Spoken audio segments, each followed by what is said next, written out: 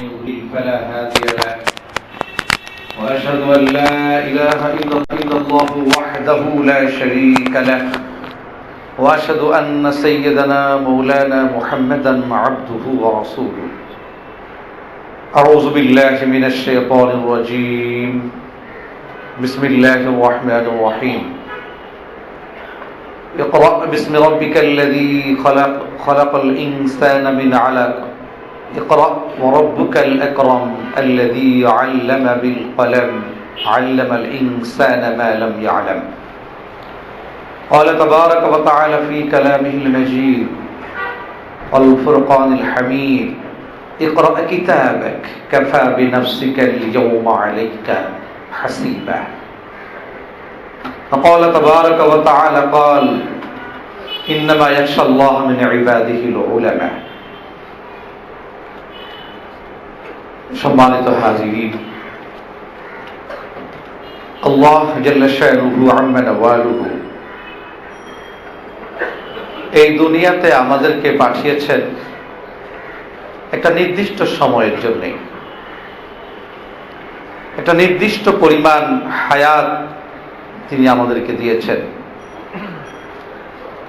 এবং আমরা এর আগের আলোচনায়ও বলেছি যে আল্লাহ সুবহানাহু ওয়া তাআলা আমাদের হায়াত আর মৌতের ক্ষেত্রে তিনি সিরিয়াল মেনটেন করতে বাধ্য নন।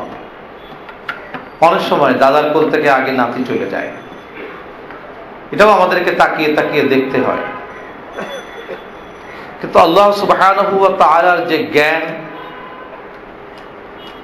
তার যে তালিম, তার যে তাআল্লুম, তার যে অনুভূতি, তার যে স্বীকৃতি, এই সমস্ত বিষয়গুলো তিনি আমাদের কাছে যেভাবে পাঠিয়েছেন আসমানি কিতাব সমূহের মাধ্যমে, তার চূড়ান্ত প্যাকেজ হচ্ছে কুরআনুল কারীম। তিনি ইরশাদ করছেন আল-ইয়াউমা আকমালতু লাকুম দীনাকুম ওয়া আতমামতু আলাইকুম নি'মাতি ওয়া রাদিতু লাকুমুল ইসলাম দীনা। রব্বুল ইজ্জত তিনি দ্বীনকে পরিপূর্ণ করেছেন এই কুরআনুল কারীমের মাধ্যমে।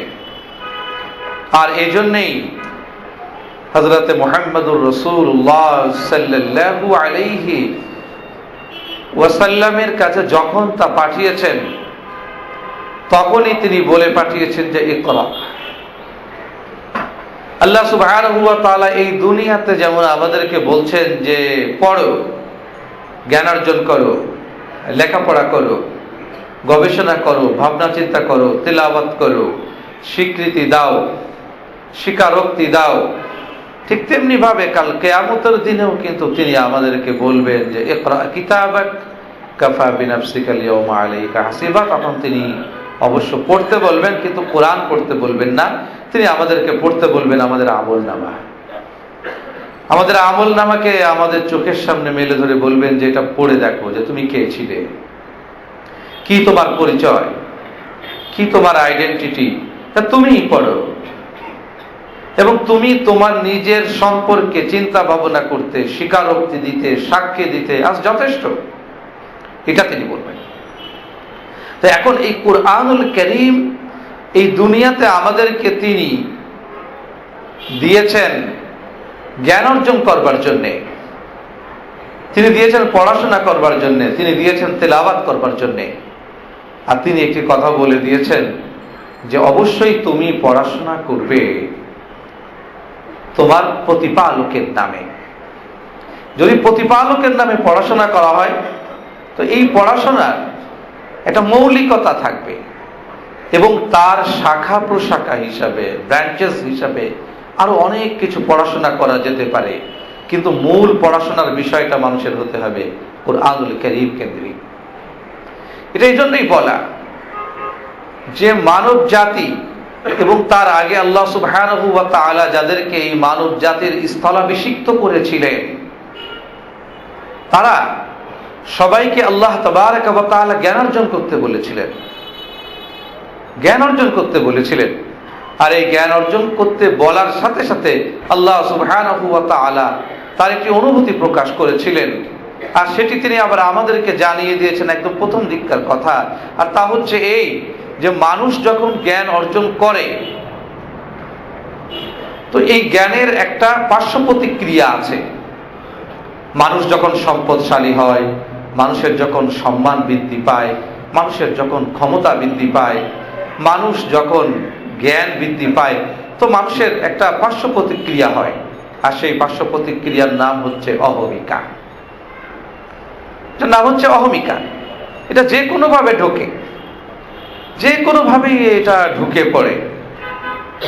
আর প্রকৃত অর্থে ভালো মানুষ সে, যার ভেতরে এই পার্শ্ব প্রতিক্রিয়া হওয়ার সময় সে ব্যক্তি এর খারাপ দিকগুলোর থেকে নিজেকে একদম বের করে আনে, সংশোধন করে আনে, পরিশুদ্ধ করে আনে, তার একটা তাজকিয়ার মাত্রা দেয় এবং সে তার নিজেকে আনুগত্যশীল বান্দা হিসেবে আল্লাহর সামনে উপস্থাপন করে। আল্লাহ কুরআনুল কারীমে বলেছেন যে আমি ইবলিসকে বললাম যে মা মানাআকা আন তাসজুদা লিমা খালাকতু বিয়াদাইয়া, হে ইবলিস তুমি একটু বলো আমি আমার নিজের হাতে কি এই আদমকে সৃষ্টি করি নাই, তারপর তাকে সিজদা করতে তোমার কোন জিনিস বাধা দিল? তো সে বলল যে আল্লাহ আসলে আমাকে যে জিনিসটা বাধা দিয়েছে সেটা হচ্ছে আমার ইলম। যে জিনিসটা আমাকে বাধা দিয়েছে সেটা হচ্ছে আমার ইলম। আর সেই ইলমটা কি? খালাকতানি মিন নারিন ওয়া খালাকতাহু মিন তিন। আপনি আমাকে সৃষ্টি করেছেন আগুন দিয়ে, তাকে সৃষ্টি করেছেন মাটি দিয়ে। তো মাটির গতি সাধারণত নিম্ন দিকে হয়, আগুনের গতি ঊর্ধ্ব দিকে হয়। তো আমি ঊর্ধ্ব গতি সম্পন্ন এক জীব বা এক প্রাণী, আমি কি করে নিচের দিকে সিজদা করব এবং তাকে, যাকে আপনি সৃষ্টি করেছেন আমারই প্রতিদ্বন্দ্বী হিসেবে? তো শয়তানের এই মানসিকতা আল্লাহর ভালো লাগেনি, এই অহংকার আল্লাহ ভালো লাগেনি। আল্লাহ তারপরেও তাকে বললেন যে আমার হুকুমটা অনেক বড়, তোমাদের এই পদার্থবিদ্যার জ্ঞান এত বেশি বড় না। সুতরাং পদার্থ আমিই সৃষ্টি করেছি, জ্ঞান আমিই দিয়েছি, সেই আমিই বলছি তোমাকে যে আমার এই আদমকে সম্মান দাও, তাকে সিজদা করো। এবং এই সিজদাটা সিজদায়ে রুবুবিয়্যাত নয়, এই সিজদাটা হচ্ছে অ্যাকচুয়ালি সম্মানের সিজদা, প্রতিপালকীয় সিজদা নয় এটি, উলুহিয়াতের সিজদা নয় এটি। এটি হচ্ছে সম্মানের সিজদা, মেনে নেওয়ার সিজদা। এই মেনে নাও তুমি তাকে, সে আদম, তাকে মেনে নাও। কিন্তু ইবলিস মানেনি, সে বললো যে না আমি এটা মানবো না, আমার দ্বারা এটা মানা। তার এই গোয়ার তুমি, তার এই একগুয়েমি, তার এই জিদ, তার এই জিঘাংসা, তার এই হিংসা, তার এই প্রতিশোধ পরায়ণতাকে কেন্দ্র করে আল্লাহ সুবহানাহু ওয়া তাআলা অবশেষে বললেন আনুগত্যের সুযোগ দিয়েছিলাম, বারবার মেনে নাওনি, ফাখরুজ ইন্নাকা মিনার রাজিম, তুমি এখন বেরিয়ে যাও, তুমি এখন বের হয়ে যাও আমার সীমানা থেকে, আমার সম্মানের সীমানা থেকে, আমার আনুগত্যের সীমানা থেকে, তুমি এখন বেরিয়ে যাও। তো তাকে বের করে দিলেন। এরপরে আল্লাহ সুবহানাহু ওয়া তাআলা ফেরেশতাদের মান ভাঙিয়েছিলেন, কারণ স্বাভাবিকভাবে ফেরেশতা জগতের একটা কথা ছিল যে আমাদের সরদারকে আল্লাহ এইভাবে বের করে দিলেন আদমকে কেন্দ্র করে। আমরা তো সেজদা সবাই করেছি আদমকে, কিন্তু কেন যে সেজদা করলাম এটা বুঝে আসেনি। তখন আল্লাহ সুবহানাহু ওয়া তাআলা বলেন ওয়া আল্লামা আদামাল আসমাআ কুল্লাহা, আমি আদমকে সমস্ত জিনিসের নাম, তার প্রতিপাদ্য বিষয় এবং তার সংজ্ঞা, এগুলো আমি শিক্ষা দিয়েছি। আর এই জন্য আমি শিক্ষা দিয়েছি কারণ সে জ্ঞানী। তো তখন আল্লাহ তাবারাকা ওয়া তাআলা ফেরেশতা আজমাইনদেরকে একটি কথা শিখিয়ে দিলেন। আর সেই জিনিসটা হচ্ছে যে এই জগতের ভিতরে যত জ্ঞানী আছে, যারা জ্ঞানার্জন করে তারা দুই প্রকার, সবাই দুই প্রকার। আর দুই প্রকারের এক হচ্ছে ওরা যারা জ্ঞানার্জন করে তওবা করে না, জ্ঞান অর্জন করে কিন্তু সহমর্মিতা বোধ নেই, জ্ঞান অর্জন করে কিন্তু আনুগত্য করে না, জ্ঞান অর্জন করে কিন্তু অহমিকাকে দূর করে না। এরা হচ্ছে জ্ঞান পাপী, এরা হচ্ছে জ্ঞান পাপী। আর যে নাকি জ্ঞান অর্জনের সাথে সাথে আনুগত্য করে, জ্ঞানের সাথে সাথে বিনয় ভাব প্রকাশ করে, সেই হচ্ছে প্রকৃত জ্ঞানী। তো জ্ঞানী আর জ্ঞান পাপীর পার্থক্য এই যে যদি জ্ঞান পাপীকে দেখতে চাও ইবলিসের দিকে তাকাও, প্রকৃত জ্ঞানীর দিকে যদি তাকাতে চাও তো আদমের দিকে তাকাও। কারণ খুব স্পষ্ট, যখন আল্লাহ বের করে দিলেন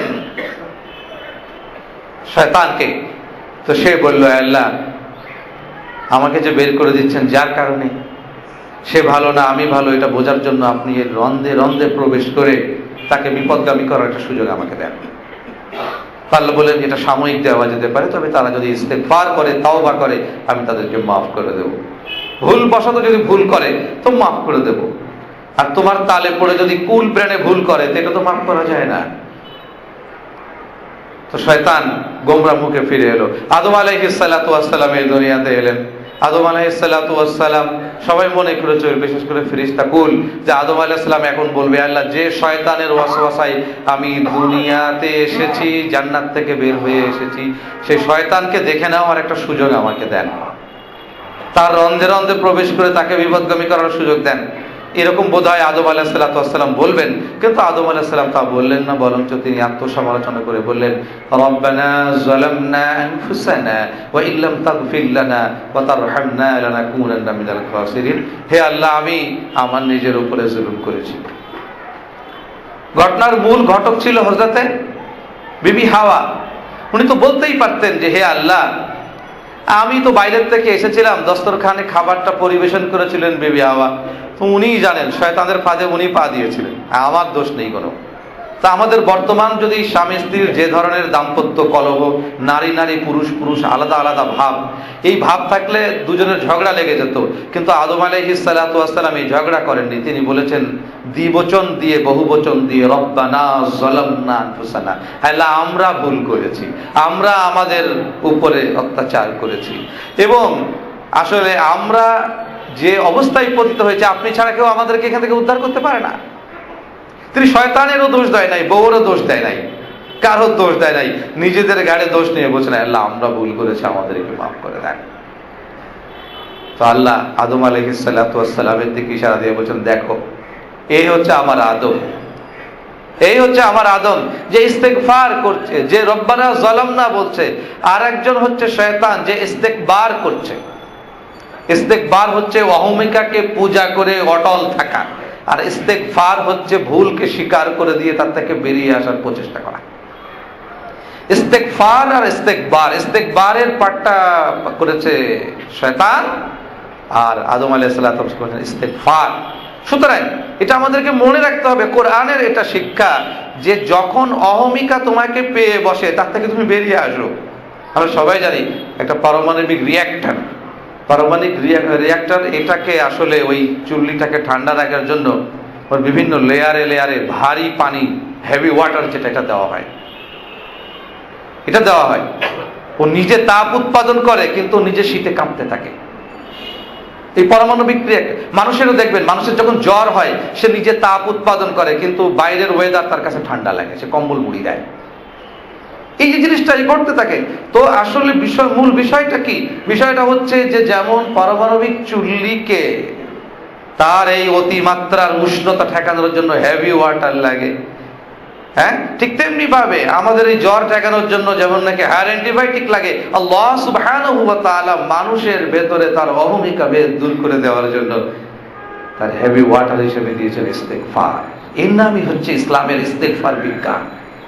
ইস্তেগফার শুধু ঠোঁট নেড়ে 33 বার তাসবিহ দ্বারা নাড়াচাড়া করার বিষয় নয়, এটা একটা বিজ্ঞান, যা মানুষের খুব ভেতর থেকে তাকে পরিশুদ্ধ করে, পরিশীলিত করে, তাজকিয়া এনে দেয়, এবং তাকে আল্লাহ সুবহানাহু ওয়া তাআলার কাছাকাছি এনে দেয়, কাছাকাছি এনে দেয়। প্যারে হাজিরিন, এটা এই জন্যই বলা যে কুরআনুল কারীমের তিলাওয়াত আমাদের ঈমানকে বৃদ্ধি করে। কুরআনুল কারীমে আল্লাহ সুবহানাহু ওয়া তাআলা বলেছেন যে এটা শুধু মনে মনে পড়ো না। যারা জ্ঞানী তারা মনে মনে পড়ে, মনে মনে পড়ে এর ভাবার্থ, এর মর্মার্থ, এর বিজ্ঞান, এর এটা, এর সেটা, এর ইতিহাস খুঁজে খুঁজে বের করে। আল্লাহ সুবহানাহু ওয়া তাআলা জ্ঞান অর্জন করতে বলেছেন কোরআন থেকে অবশ্যই, কিন্তু একই সাথে তিনি বলেছেন যে স্বীকারোক্তি দাও। আর স্বীকারোক্তির অর্থ হচ্ছে কোরআন নকল করা বা কোরআন তিলাওয়াত করা, কেননা তিলাওয়াত করলে মানুষের ঈমান বৃদ্ধি পায়। আল্লাহ বলেছেন ওয়াইজা তুলিয়াত আলাইহিম আয়াতুহু যাদাতহুম ঈমানা, যে যখন মানুষ কোরআন তেলাওয়াত করে, আল্লাহ তাবারক ওয়া তাআলা তাদের ঈমানকে বাড়িয়ে দেন, বৃদ্ধি করে দেন। আর ঈমান যখন বৃদ্ধি হয়, তখন সেই মানুষ এই তেলাওয়াত কেবল ঠোঁট দিয়ে আওড়ায় না, তার পুরো হৃদয়টা আন্দোলিত করে। এই বিষয়টা এই জন্যই বলছি, সম্মানিত হাজিরিন, যে আমাদের ভেতরে বিভিন্ন জায়গায় মানুষের চেহারা অনুযায়ী, মানুষের গায়ের রং অনুযায়ী তার খাদ্য অভ্যাস অনুযায়ী, তার পোশাক পরিচ্ছদ অনুযায়ী তাদের ভেতরে এক ধরনের জাত্য অভিমান এটা কাজ করে। জাত, এই জাত নিয়ে অভিমান এটা কাজ করে। এটা যখন কাজ করে তখন এই যে জাত্য অভিমানের যে গোনা বা অহমিকার যে গোনা, এটা কিন্তু ব্যক্তিগত পর্যায়ে থাকে না, এটা জাতীয় পর্যায়ে নেমে আসে, জাতীয় পর্যায়ে নেমে আসে। এই জন্য যুগে যুগে অসংখ্য আম্বিয়া আলাইহিমুস সালামরা এই দুনিয়াতে এসে তিনারা পরিবার নির্মাণ করেছেন, ব্যবসা নির্মাণ করেছেন, সন্তান জন্ম দিয়েছেন, কিন্তু সেই সাথে আল্লাহ তাদেরকে অতিরিক্ত একটা কাজ দিয়েছিলেন, সেটা হচ্ছে জাত নির্মাণ করা। শব্দটা নতুন শোনা যাচ্ছে কিনা আপনাদের কাছে আমি ঠিক জানি না। জাত নির্মাণ করা, সম্প্রদায়কে সম্মানিত করা, সম্প্রদায়কে পরিশুদ্ধ করা। কুরআনুল কারীমে যদি আপনারা তাকান তো দেখবেন সেই প্রথম থেকে শেষ পর্যন্ত যতগুলো নবী আল্লাহ পাঠিয়েছেন সবাইকে আল্লাহ সুবহানাহু ওয়া তাআলা কওম দিয়েছেন, একটা জাত দিয়েছেন, একটা জনপদ দিয়েছেন। এই জাত আর জনপদ নিয়ে তাদের কাজ চলেছে। কিন্তু আল্লাহ তাবারাকা ওয়া তাআলা এই দুনিয়াতে তিনজন নবী পাঠিয়েছেন যাদেরকে জাত আর সম্প্রদায় দেন নাই, তাদেরকে বহুজাত নিয়ে কাজ করতে বলেছেন, বহুজাতিক হতে বলেছেন। আর সেই তিনজন নবী হচ্ছে, একজন হযরত আদম আলাইহিস সালাতু ওয়াস সালাম। আদম আলাইহিস সালাতু ওয়াস সালামের বংশধর বা কওমকে কওমে আদম বলা হয় না, কোথাও বলা হয় বনি আদম, বলা হয় বনি আদম। আর একজন হচ্ছেন হযরতে ইব্রাহিম আলাইহিস সালাতু ওয়াস সালাম, যিনি ইসলামের পুনর্জাগরণ ঘটিয়েছিলেন। তো আসলে আল্লাহ সুবহানাহু ওয়া তাআলা কোথাও কওমে ইব্রাহিম বলে নাই, কওমে ঈসা, কওমে মূসা, হ্যাঁ, কওমে আদ, কওমে হুদ, কওমে সমুদ, অনেকের এরকম কওম বা সম্প্রদায় বা জাত দিয়েছেন। কিন্তু ইব্রাহিম আলাইহিস সালাতু ওয়াস সালাম একটা নতুন জাত মুসলমানদের ভিতরে সংস্করণ ঘটিয়েছিলেন এবং এটার বহুজাতীয়ভাবে এটা ছড়িয়ে যাক আল্লাহ কামনা করছিলেন। এজন্য কওমে ইব্রাহিম কোথাও নাই। আর একজন হচ্ছেন বহুজাতিক নবী, এই দুনিয়াতে এসেছেন সর্বশেষ যেই নবী হচ্ছে হযরতে মুহাম্মদুর রাসূলুল্লাহ সাল্লাল্লাহু আলাইহি ওয়াসাল্লাম। তার উম্মতকে কোথাও কওমে মুহাম্মদ বলা হয় নাই, বলা হয়েছে উম্মতে মুহাম্মদ। কওমে মুহাম্মদ আর উম্মতে মুহাম্মদের মধ্যে বহুত পার্থক্য। কওম মানে হচ্ছে একটি সম্প্রদায়, আর উম্মাহ হচ্ছে টোটাল জনগোষ্ঠীকে বলা হয়, একত্রে, এক বাক্যে, এক লক্ষ্যে।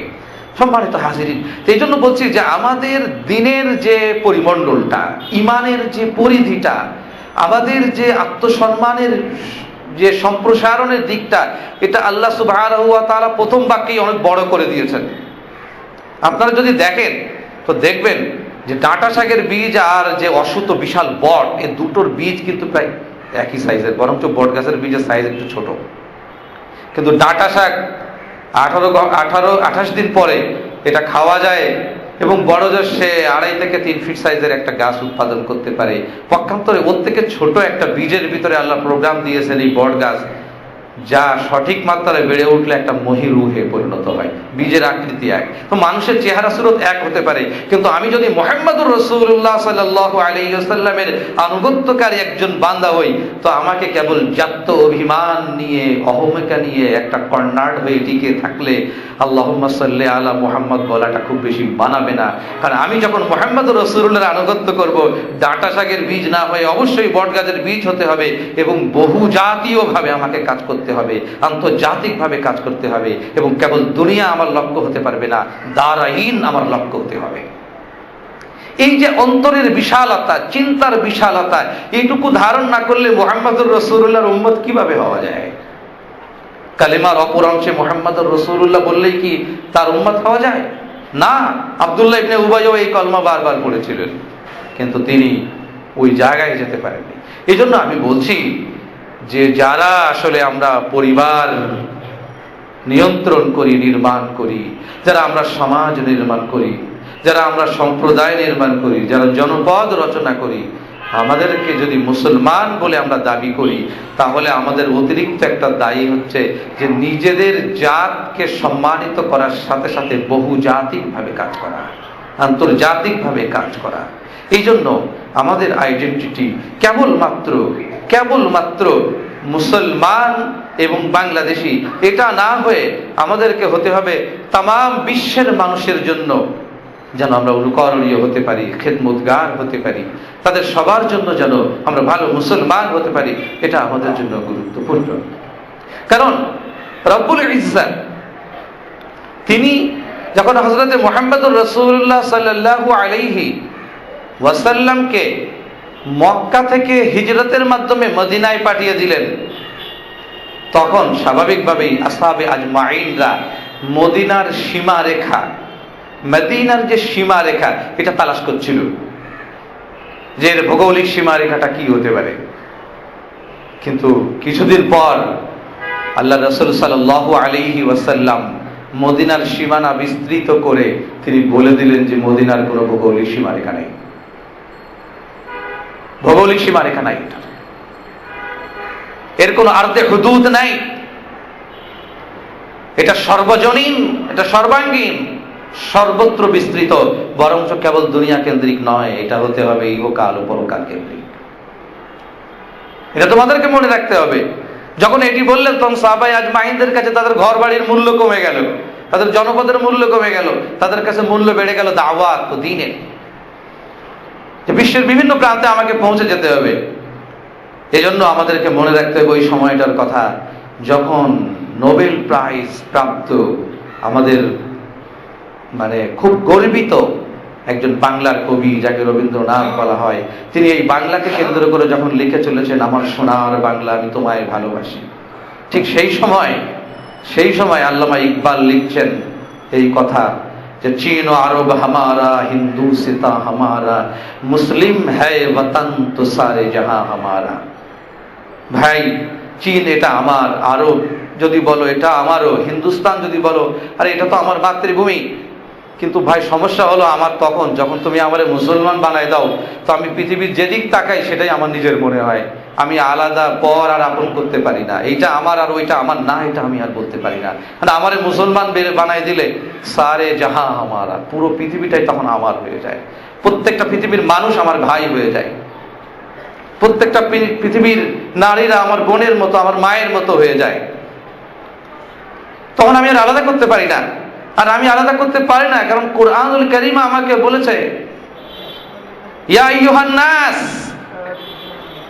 হে মানুষ সকল, খেয়াল করো, শুউবান ওয়া কাবাইলা লিতাআরাফু, প্রথমত আমি তোমাদেরকে নারী এবং পুরুষে ভাগ করেছি। আর তারপরের বিষয়টা হলো এই যে শুউবান ওয়া কাবাইলা, তোমাদের বিভিন্ন গোত্রে গোত্রে বিভিন্ন জনপদে তোমাদেরকে আমি ভাগ করে দিয়েছি, যাতে করে তোমরা একে অপরকে জানতে পারো। অর্থাৎ আমি বলবো যেটি যে মুহাম্মদুর রাসূলুল্লাহ সাল্লাল্লাহু আলাইহি ওয়াসাল্লামের উম্মত যে দাবি করবে, সে শুধু কেবল বলতে পারবে না যে আমি ওই জাতির বা ওই বংশের বা ওই এলাকার, তাকে বলতে হবে আমি সারা বিশ্বের, তাকে বলতে হবে আমার সারা বিশ্বের। একজন ভদ্র মহিলা আমার কাছে কাঁদছিলেন কিছুদিন আগে যে আমি আমার ছেলেকে মানুষ করলাম, বড় করলাম, বিদেশে পড়াশোনা করলাম, তাকে একটা সুন্দর বাঙালি বধূ দেব, বিদেশের বাড়িতে আমার বংশ বিস্তার হবে। সে কোরিয়াতে গিয়ে একটা মেয়ে বিয়ে করে ফেলেছে, আমি তার ভাষা বুঝি না, কোনো কিছু বুঝি না, মনটা বড় খারাপ। সে তো আমাকে কোনোদিন শাশুড়ির মতো করে ডাকবে না, আমাকে কোনোদিন দাদি ডাকবে না, খুব আফসোস করছেন ভদ্র মহিলা। তো আমি বললাম যে যদি আপনি আল্লাহ রাসূলের উম্মত হন, আপনার ছেলে যদি সেখানে বিয়ে করে আর সেখানে যদি দিনদারি আমানতদারির সাথে সেখানে সে একটা নজির স্থাপন করে, দৃষ্টি স্থাপন করে, দৃষ্টান্ত স্থাপন করে, তাহলে তো আপনি একজন গর্বিত মাতা হতে পারেন, হযরত সালমান ফারসির মায়ের মতো হতে পারেন, হযরত আলীর মায়ের মতো হতে পারেন, হযরত হাসান হুসাইনের মায়ের মতো আপনি হতে পারেন। আপনি মুহাম্মদুর রাসূলুল্লাহ সাল্লাল্লাহু আলাইহি ওয়াসাল্লামের মানসপটে যে ইসলামী বিশ্ব স্বপ্নের মতো ভেসে উঠত, আপনি সেই জগতের একজন নাগরিক হতে পারেন। তিনি পরে বলেন আলহামদুলিল্লাহ, এটা হলে তো ভালোই। সম্মানিত হাজির, এটা আমি এই জন্যই বলছি আজকে আপনাদের সামনে এই বিষয়টা, যে আমরা যখন পরিবার নির্মাণ করি, আমরা যখন আমাদের সম্প্রদায় নির্মাণ করি, আমরা যখন বাংলাদেশের একজন নাগরিককে তৈরি করি, সৃষ্টি করি, তো তখন আমাদেরকে এটা খেয়াল করতে হবে, এটা আমাদের একটা ভৌগোলিক শেকড়ের ঠিকানা, এটা আমাদের গর্বের ঠিকানা, ঠিক আছে, কিন্তু আমাদের চলার যে এরিয়া, এটা অবশ্যই সারা বিশ্বে হতে হবে। এজন্য বাংলার পাশাপাশি আমাদেরকে ইংরেজিও শিখতে হবে, আর ইংরেজির সাথে সাথে অবশ্যই আরবিও শিখতে হবে, অবশ্যই কোরআন শিখতে হবে। আমাদের প্রত্যেকের বাচ্চা মাল্টিন্যাশনাল একটা প্ল্যাটফর্মে অবস্থান করুক, এই চিন্তা আমাদেরকে করতে হবে। এই চিন্তা করাটা কিন্তু মুহাম্মদুর রাসূলুল্লাহ সাল্লাল্লাহু আলাইহি সাল্লামের উম্মত হওয়ার পথে এক ধাপ এগিয়ে যাওয়া। এটা আমাদের চিন্তা করতে হবে। অত্যন্ত দুঃখের বিষয়, আমি আপনাদেরকে এটা বলতে চাই যে বাংলাদেশে এখানে বড় বড় ডাক্তাররা বিদেশে গিয়ে আবার ডাক্তারি পড়ে, ইঞ্জিনিয়াররা গিয়ে আবার ইঞ্জিনিয়ারিং পড়তে হয়, এবং এটাই স্বাভাবিক। একটা ওরিয়েন্টেশন প্রোগ্রাম অ্যাটলিস্ট করতে হয়। কিন্তু সারা বিশ্বে বাংলাদেশের ইমামদের জনপ্রিয়তা বাড়ছে। সারা বিশ্বে বিভিন্ন জায়গায় ইসলামিক সেন্টারের জন্য বাংলাদেশের ছেলেদের ডাক পড়ছে, এবং তারা মনে করে যে বাংলাদেশের ওলামায়ে কেরাম এরা মডারেট ওলামায়ে কেরাম, এরা আরবদের মতো তথাকথিত চেঁচায় না, এরা গোড়া হয় না, এদের ভিতরে গোয়ার্তমি কম। এটা অনেকে মনে করা শুরু করেছে, কেন করে আমরা জানি না। কিন্তু এই কথা সত্য যে আমাদের কাছে চিঠি আসে, পত্র আসে যে তোমরা বাংলাদেশ থেকে ভালো ইমাম দাও, ভালো ইমাম দাও। বাংলাদেশের ইমামরা মিশরীয়দের মতো হয় না, তারা যে এলাকায় যায় সেই এলাকায় তথাকথিত জিহাদ ঘোষণা করে দেয় না যখন তখন, বরঞ্চ তারা দ্বীনের দাওয়াত দেয়। এই যে কথাগুলি, এটা কিন্তু আমাদের জন্য গর্বের বিষয়। আর এই জন্যেই কুরআনুল কারীম আমাদেরকে জাগতিক চাকরি কেবল নয়, ইহকাল পরকালের সম্মানজনক একটা অবস্থান দিতে পারে যদি কুরআনকে কুরআনের মতো করে আমরা পড়ি। তো আমরা বলবো, কিছু লেখা আছে, কিছু পড়া আছে, কিছু সাহিত্য আছে, কিছু সংস্কৃতি আছে যেগুলো দিয়ে সম্প্রদায় গড়া যায়, যেগুলো দিয়ে দেশপ্রেম অবশ্য জাগ্রত করা যায়, যেটা দিয়ে একটা কালচার ডেভেলপ করা যায়। কিন্তু আমরা যদি জাত নির্মাণ করতে চাই এবং সত্যিকার অর্থে মহাজাতিতে পরিণত হতে চাই, তাহলে কোরআন আমাদেরকে শিখতে হবে এবং কোরআনের দাওয়াত সারা বিশ্বে ছড়িয়ে দিতে হবে। এবং আমাদের জন্য এই জায়গাটা অনেক বেশি প্রশস্ত, অনেক বেশি প্রশস্ত।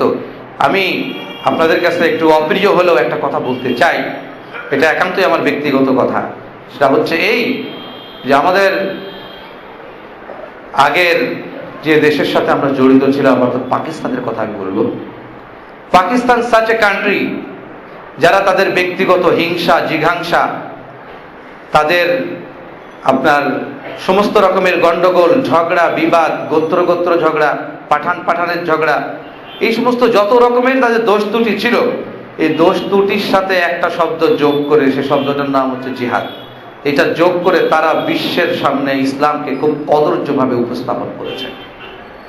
তাদের নিজেদের কলুষিতাগুলো in the name of Islam সারা বিশ্বে ছড়িয়ে দিয়েছে, যেটা পুরো মুসলমানদের জন্য, পাকিস্তানের জন্য তো বটেই, পুরো মুসলমানদের জন্য এটা দুঃখজনক ব্যাপার।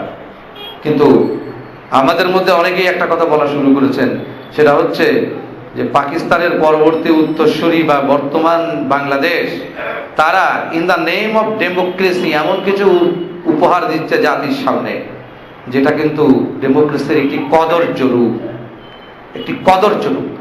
এটা ডেমোক্রেসি হতে পারে না। যাই হোক, এটা আমার বিষয় নয় সাবজেক্টের। আমার বিষয় হচ্ছে আমরা কতটা পারিবারিক, কতটা সামাজিক, কতটা রাষ্ট্রীয়, তার থেকে বড় হতে হবে যে আমরা কতটা দিনদার, কতটা মুত্তাকি। কেননা আল কিয়ামতের দিনে আল্লাহ সুবহানাহু ওয়া তাআলা ইন্না আকরামাকুম ইনদাল্লাহি আতকাকুম, কাল কিয়ামতের দিনে একজন মানুষ কতটা সম্মানিত সেটা তার তাকওয়া বলে দেবে। আর সেই ব্যক্তি ততটা বেশি তাকওয়া ধারণকারী যে কোরআনকে ততটাই বুঝে শুনে তার জীবনে আমল করতে পেরেছে এবং পড়তে পেরেছে। আমি আপনাদেরকে একটি কথা বলবো, অবশ্যই কোরআন তেলাওয়াত শিক্ষার সময় হচ্ছে খুব ছেলেবেলা, কোরআন অনুশীলন করার সময় হচ্ছে কিশোর বয়স, কোরআনের উপরে বাস্তবে আমল করার বয়স হচ্ছে আমাদের কর্মজীবন, এবং কোরআনের অভিজ্ঞতা নিয়ে জিকির ও তেলাওয়াত করার টাইম হচ্ছে আবার বৃদ্ধ বয়স। কিন্তু আমরা যদি ঠিক এটাই করি যে সারা জীবন কোরআনকে এড়িয়ে গিয়ে কেবলমাত্র বৃদ্ধ বয়সে তেলাওয়াত স্টার্ট করি, এর একটা অর্থ দাঁড়াবে এই যে সারা জীবন নোংরা হাতে ভাত খেয়ে তারপরে আমরা একেবারে হ্যান্ড ওয়াশ দিয়ে হাত ধুইলাম। খাবার খাইলাম ঠিকই নোংরা হাতে, কিন্তু হাত ধোয়ার সময় একেবারে হ্যান্ড ওয়াশ, খুব powerful fruit flavour hand wash দিয়ে হাত ধুইলাম যে আমার হাতে যেন খাবারের নোংরা না থাকে, কিন্তু খাবার খাওয়ার সময় অন্যান্য নোংরা হাতে আছে কিনা এটা খেয়াল করলাম না। ঠিক বৃদ্ধ বয়সে কোরআন পড়াটার অর্থটা এমনই যে একেবারে বায়ুবৃদ্ধ অবস্থায় যারা তর্জমা শিখছেন আর কোরআন শিখছেন কবরে যাওয়ার আগে, অনেকটা ব্যাপারটা এমনই দাঁড়ায়। আসলে কোরআন শিখতে হবে ছেলেবেলায়, কোরআন বুঝতে শিখতে হবে কিশোর বয়সে, কোরআনের প্রকৃত আমল করতে হবে যুবক বয়সে, কর্মজীবনে, এবং কোরআনের এক্সপিরিয়েন্সটা নিয়ে মজা পেতে হবে বৃদ্ধ বয়সে। এটাই হতে হবে। তারপরেও আমরা খুব দেরিতে হলেও কোরআনের মেহফিলে বৃদ্ধদেরকেও স্বাগত জানাচ্ছি। এজন্যই যে আল্লাহ রসুল বলেছেন ইন্নাহু হুয়াত তাওয়াবুর রহিম। আল্লাহ সুবহানাহু ওয়া তাআলা হচ্ছে গফুরুর রহিম, তিনি তাওয়াবুর রহিম। এবং আল্লাহ রসুল সাল্লাল্লাহু আলাইহি ওয়াসাল্লাম আমাদেরকে আশান্বিত করেছেন এই কথা বলে যে শিক্ষার বয়স হচ্ছে দোলনা থেকে খাটিয়া পর্যন্ত।